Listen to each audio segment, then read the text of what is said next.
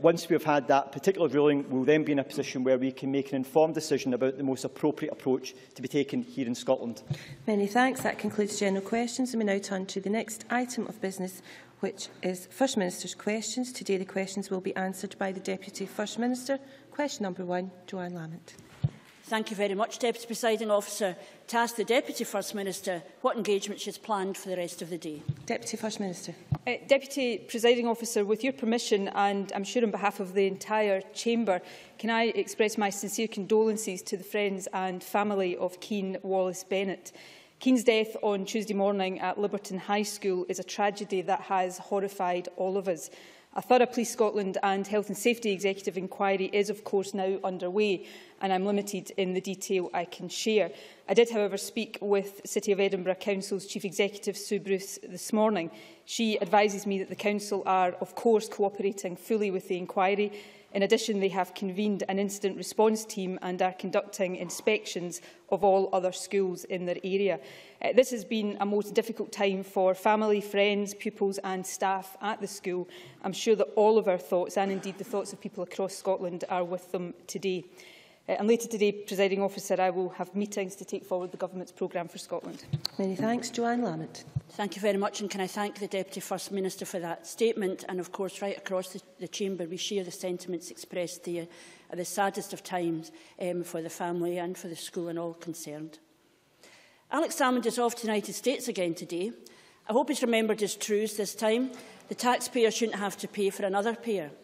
And I hope he's left the taxpayer's credit card behind, because he still hasn't accounted for his spending on his trip to the Ryder Cup in 2012. I asked the First Minister in January why a Freedom of Information request about his spending on that trip hadn't been answered. He said, and I quote, "The Freedom of Information request will be answered as soon as possible." He then added, and I quote again, "It will. Why should it not be?" Well, that request hasn't been answered nearly 3 months on. So can Nicola-Sturgeon now tell me why should it not be? Deputy First Minister. I'm quite flabbergasted that this is in the mind of Joanne Lamont, the big issue of the day. But nevertheless, she is the one that decides the questions she asks. All of the relevant information about the trip Joanne Lamont refers to is, as far as I am aware, in the public domain. If there are specific pieces of information that Joanne Lamont wants, then she can request them, and I will undertake today to seek to respond to that. Joanne Lamont, though, started her question by referring to the First Minister's trip to the United States of America to take part in Tartan Week. I think it is worth pointing out a couple of things to the Chamber in that regard.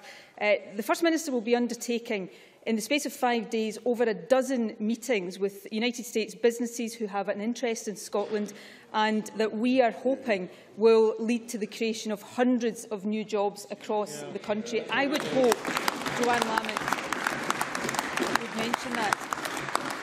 She also made a reference to the Government's credit card. It might be interesting to the Chamber just to share some of the costs of previous Tartan and Scotland Weeks. Now, I have the costs here going back to 2005. I won't read out the costs every year. I'll just take a couple of examples. In 2006, when the current First Minister was not in office, I believe it was one Jack McConnell in 2006, the bill for Tartan Week was over £1 million.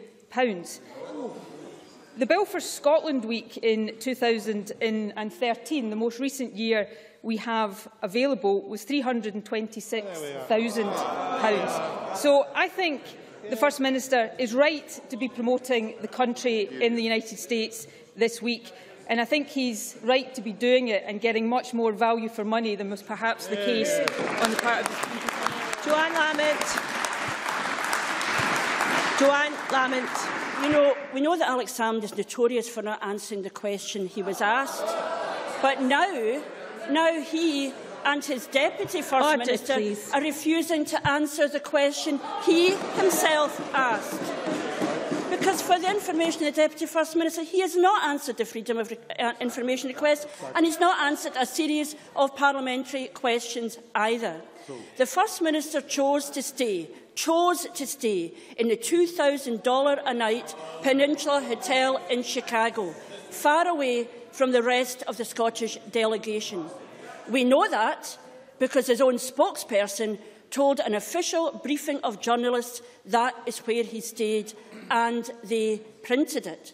Now the Scottish Government has said they can't tell us where he stayed and for how much, for security reasons.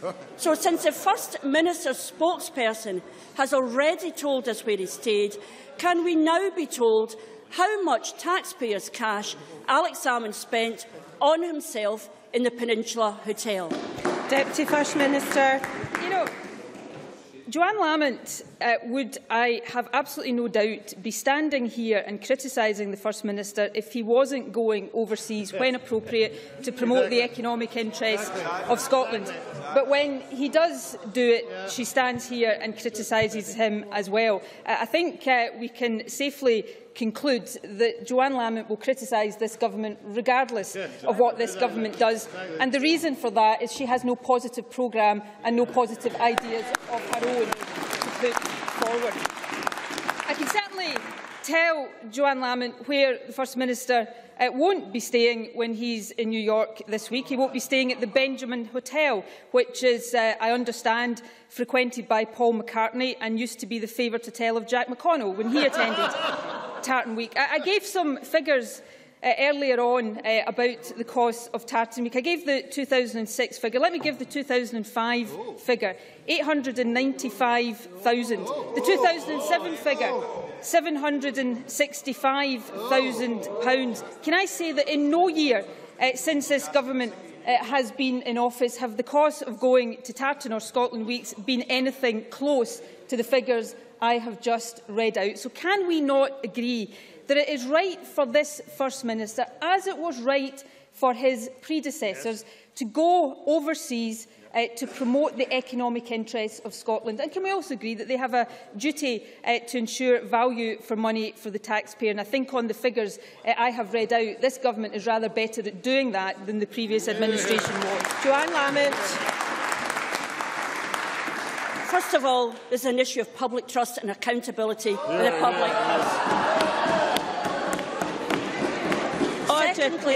Secondly, nobody is disputing that there should be visits abroad. You are able, the Deputy First Minister is able to quote figures about previous trips. The point is, we can't quote the figures for the cost of Alex Salmond to go to the Ryder Cup.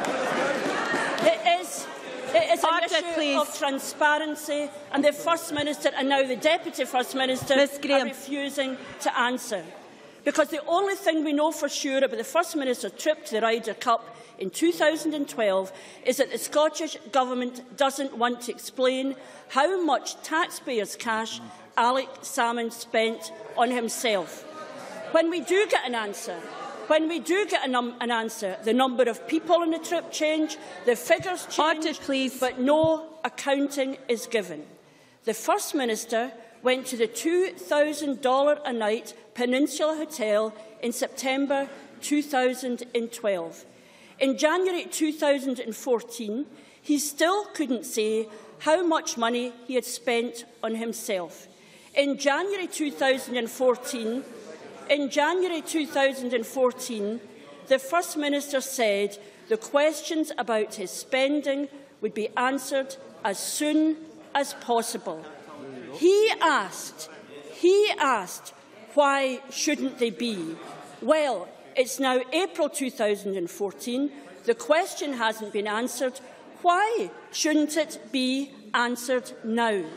Deputy First Minister. You know, this is desperate stuff from the Leader of the Opposition. The key point about Alex Salmond's visit to the Ryder Cup, I would say, was that he was promoting Scotland as the host of this year's Ryder Cup. Second point is The reason I am able to read out the figures I have read out is because we are transparent about the costs of overseas trips. We are also transparent about the benefits, the jobs created from overseas trips as well. And also the fact, as I've been able to demonstrate from the figures I've read out, is that we get better value for money, so it would seem, than predecessor governments. But you know what? I think what Joanne Lamont has chosen to do today, not for the first time, and I'm pretty sure not for the last time, which is to indulge in smear and insinuation instead of discuss the real issues of the day, is probably one of the reasons that Labour is in the sorry state that it is in Scotland today. As was commented on in Holyrood magazine just this week, every second word of Joanne Lamont's party conference speech started with the letter S and ended with the letter P. She talks more about the SNP than she does about Labour's prospectus for Scotland. And, you know, I can't put it any better than Holyrood magazine did. What has happened? Order. What has happened to Scottish Labour? It seems hope has been replaced by hate. It used to be a party of inclusivity, but now it condemns its critics and isolates dissenters. Labour has lost its way, and Joanne Lamont has just demonstrated that today. Joanne Lamont. Order. Joanne Lamont. You know, it has been said that you can tell when the First Minister is unadjacent to the truth. Nicola-Sturgeon's lips are moving. Because the fact of the matter is, Order, please. Order. It's very simple. The very simple. In all of that nonsense there, not an answer to a simple question about spending public money. The public deserve to know. The First Minister spent £500,000 to go to the Ryder Cup. Order. The First Minister spent £500,000 to go to the Ryder Cup, but he cannot or will not explain what he spent on himself. Was this like his trip to China, when he spent taxpayers' money on himself and then only repaid it when there was a freedom of information request? Is that why the First Minister hasn't answered the freedom of information request this time? Is that why, a year and a half later, ministers still won't answer parliamentary questions on how much cash he spent? Has he paid any money back? The First Minister posed the question in January. Order, please. It was the First Minister who posed the question in January. Why should these questions not be answered as soon as possible? I ask the Deputy First Minister, why shouldn't they be answered now? Deputy First Minister. Joanne Lamont's accusations and allegations are simply untrue. But can I say to her, if her proposition is that the money spent on a First Minister going overseas to promote the country is money spent on himself, then I assume she thinks the more than £1 million spent on Tartan Week in 2006 was money spent on Jack McConnell personally. The hypocrisy, the utter hypocrisy of Joanne Lamont on this issue is absolutely breathtaking. But you know what, Presiding Officer?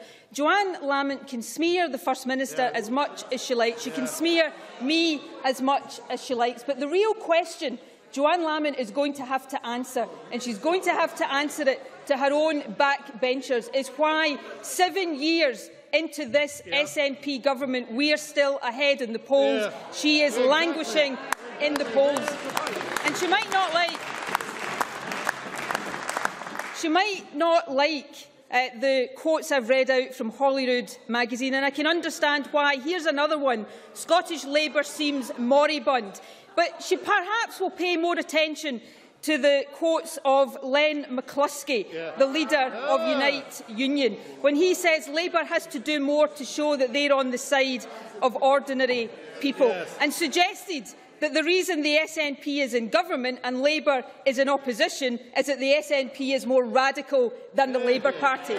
You know, on today's performance, Joanne Lamont is staying in opposition. But I tell you something else, on today's performance, she ain't even fit to be in opposition, let alone government. Question number 2, Ruth Davidson. Order. Order. Ruth Davidson. Thank you, Deputy Presiding Officer.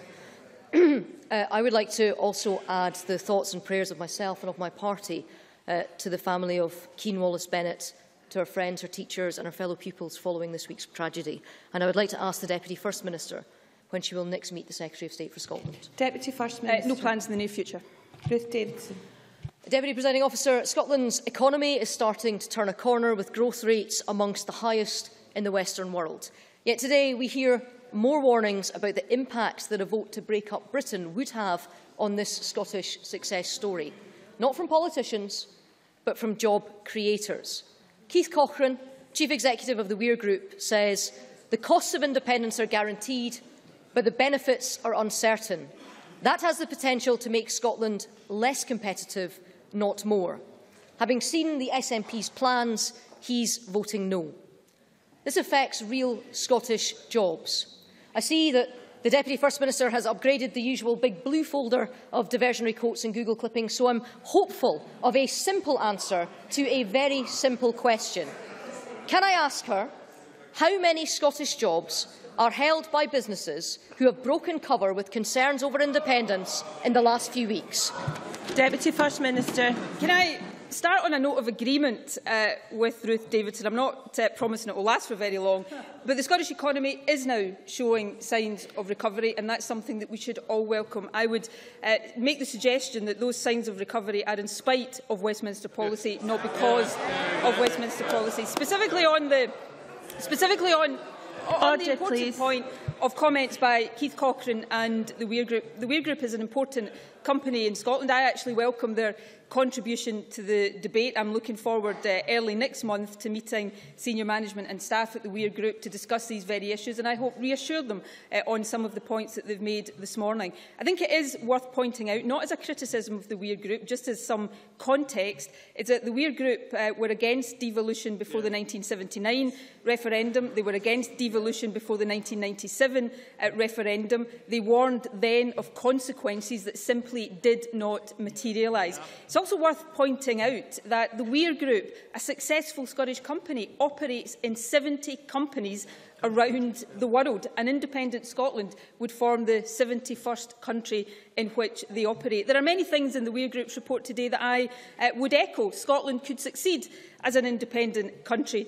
Independence would bring control over policy making closer to the people. It would allow an expanded range of economic policy levers to be tailored to the needs and circumstances of our economy and to the distinctive views and values of our people, and the flexibility to tailor business tax rates would be a significant attraction of Scottish independence in principle. Many of the not so positive comments of the Weir Group are of course predicated on an assumption that there would be a separate currency. That is not the position of the Scottish Government, and of course, as we now know, it's not the real position of the UK Government either. I would simply end with this comment to Ruth Davidson.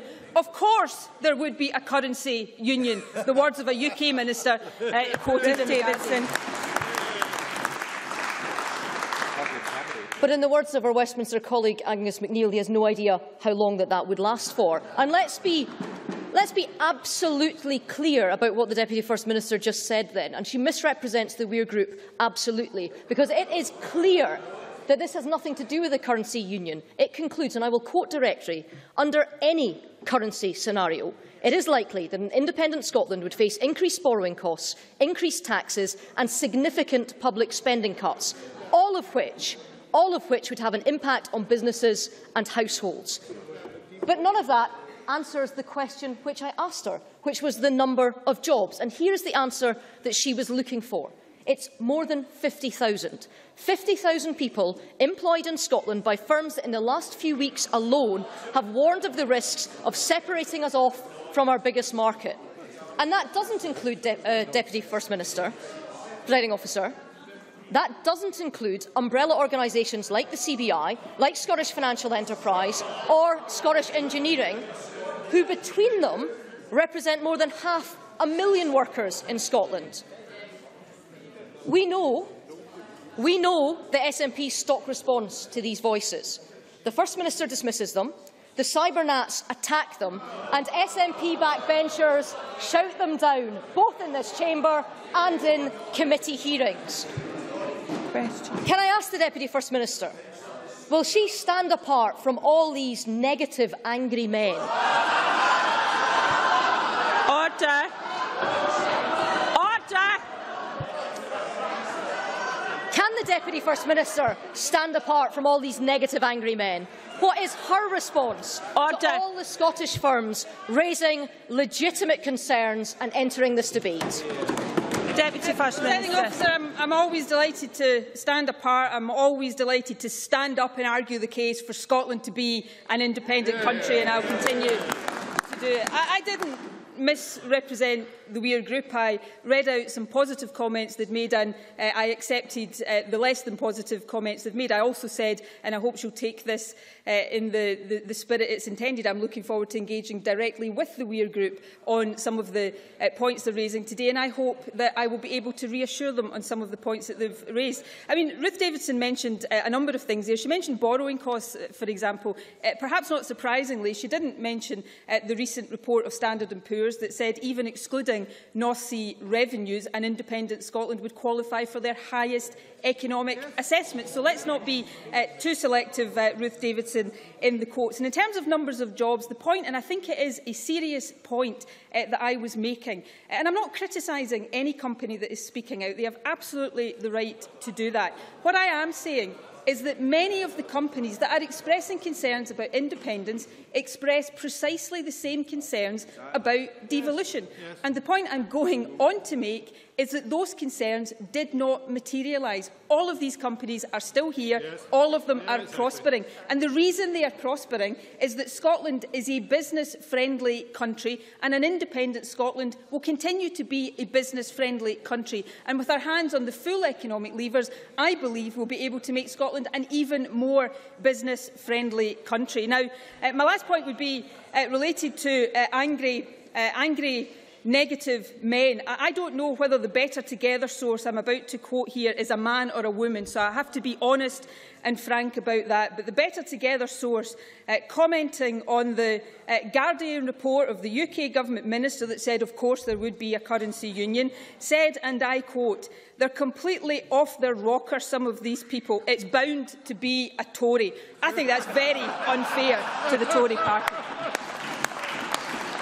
Before I move on, I'm going to remind the Chamber of Rule 7.3 of Standing Orders, which requires all members to conduct themselves in a courteous, respectful and orderly manner, and I expect us to proceed in that fashion hereafter. I apologise to the constituency members, several of them whom I have been unable to call for constituency questions, partly due to the Deputy First Minister's statement, but also due to the length of exchanges. I now call question number 3, Willie Rennie. To ask the Deputy First Minister what issues will be discussed at the next meeting of the Cabinet. Matters of importance to the people of Scotland. Willie Rennie. From Sunday, over 2 million Scottish workers will be paying £700 less income tax since 2010 because of the UK Government's decision to raise tax thresholds to £10,000. Next year, this will rise again to take even more people out of tax altogether. I've been puzzled by the Scottish Government's opposition to this policy. Why does she oppose tax cuts for millions of Scots on low and middle incomes? Deputy First Minister. I'm not in opposition to that policy, and we've said very clearly that at the point Scotland becomes independent, we would inherit the prevailing income tax rates and the prevailing personal allowances. What I am concerned about, though, is the overall impact of Westminster Government policies on the most vulnerable in our society. You know, the Treasury's own publication looking at the impact of the budget on Scottish households shows that the average loss is £757. The second hardest hit group in the Scottish population is the bottom quintile, the poorest people in our society that are actually hit more than the average. So the overall impact of the policies of the government that Willie Rennie supports are making the poorest in our society worse off, and I do not agree with that, and I am deeply concerned about that. I also am deeply concerned at the fact that, for example, the minimum wage hasn't kept pace with the rate of inflation. Had the minimum wage kept pace with the rate of inflation over the past few years, then the poorest, the lowest paid in our society would be some £600 a year better off. So it's fine for Willie Rennie to pluck individual policies out of thin air. I think it would fit him better to look at the overall impact of government policy. Willie Rennie. I do think she's confused. I've heard her backbenchers say they don't support it. Her MPs voted against it. Cut an income tax for low and middle income workers was not in our manifesto. And page 119 of the White Paper makes it clear it would not happen under the SNP. It's even more important now, because of the UK Government's economic plan, 130,000 more people are in work. So just what is her position? Is she for or against helping low and middle income workers cut their income tax? Deputy First Minister. In favour of helping low and middle income workers. I've already referred to the policy of this government, if we had control over the minimum wage, to ensure that it rises at least in line with inflation every year. And I'm also in opposition to many of the policies being implemented by the UK Government that leads to the scenario I spoke about earlier on. Willie Rennie cannot escape the facts here. He's waving the White Paper at me. I'm proud of the White Paper and I'm happy to stand on the content of the White Paper. I'm waving at him an extract from the Treasury's own publication on the impact of the recent budget, and that shows that cuts to the lowest quintile of households in Scotland are equivalent to £757. That's 2.1% of income. That's the reality of the policies that the government he supports in London are implementing. And one of the reasons I want Scotland to be independent is so that we have the freedom to pursue policies that will make this country wealthier, but also make it fairer for everybody who lives here. Briefly, Willie Rennie. Question number 4, Kevin Stewart. Thank you, Presiding Officer. To ask the Deputy First Minister what the Scottish Government's position is on the Trident nuclear weapon system being based in Scotland. Deputy First Minister. The Scottish Government's position is, as set out in Scotland's future, an independent Scotland would neither possess nor host nuclear weapons. That, Presiding Officer, is not up for negotiation. It's our view that Trident should be removed from Scotland within the first term of an independent Scottish Parliament. Following a vote for independence in September this year, the Scottish Government would prioritise agreement with the UK Government on the arrangements needed for the speediest safe removal of Trident nuclear weapons from Scotland. Kevin Stewart. I thank the Deputy First Minister for her answer. Some in the opposition front bench think that Trident is a wee thing, but the majority of the people of Scotland want rid of these weapons of mass destruction.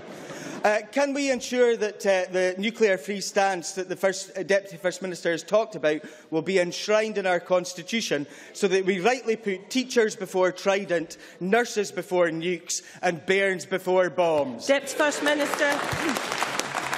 Well, as Kevin Stewart knows, the constitution of an independent Scotland will be for the people of Scotland to determine. But let me make my view clear. I would want to see a written constitution of an independent Scotland banning nuclear weapons from being possessed by future Scottish governments.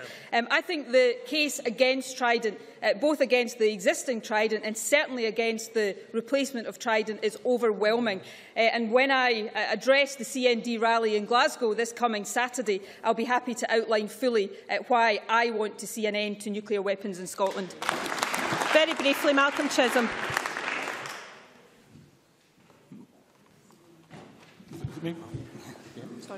Sorry, I didn't hear you, Presiding Officer.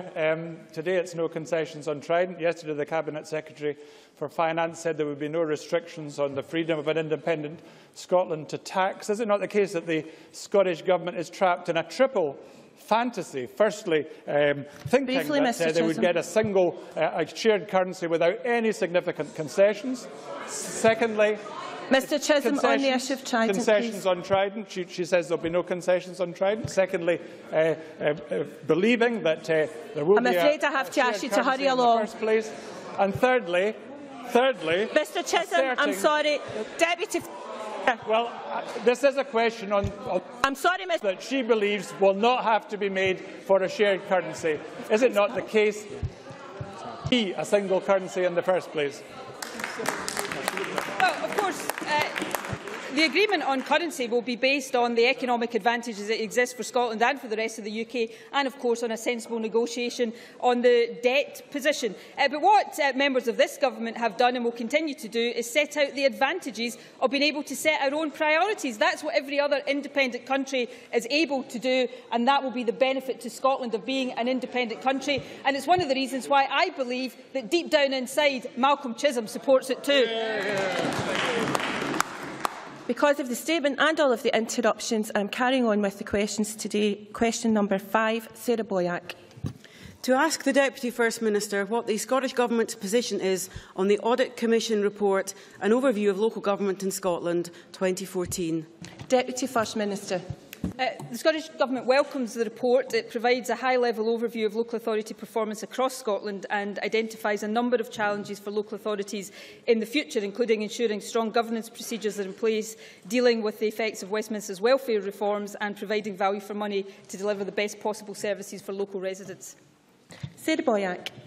Is the Deputy First Minister not concerned at the findings of the report that reduced council budgets are at a time of increasing demand and rising costs, that budgets have been balanced by reducing staff numbers and increased charges, that this isn't sustainable, that people on the lowest and most modest incomes are hardest hit, and given that the Deputy First Minister's own SNP Council Glasgow leader doesn't want Glasgow to lose out from her government spending allocations, will the Deputy First Minister tell us how she'll use the next 2 years with her majority in this Parliament to sort out the systemic underfunding of local government services?